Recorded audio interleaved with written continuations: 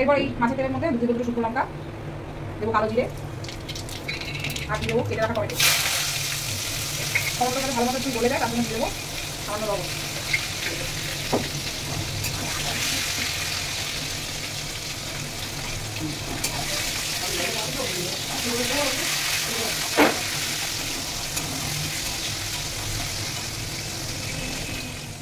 তেল ছেড়ে গেছে, এরপর বেটে রাখা পোস্তটা দিয়ে দেবো।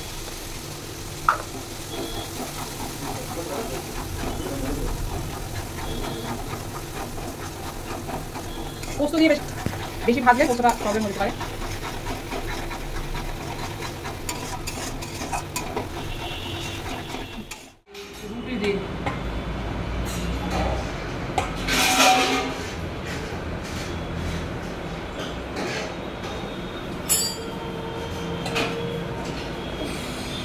এই বলেছে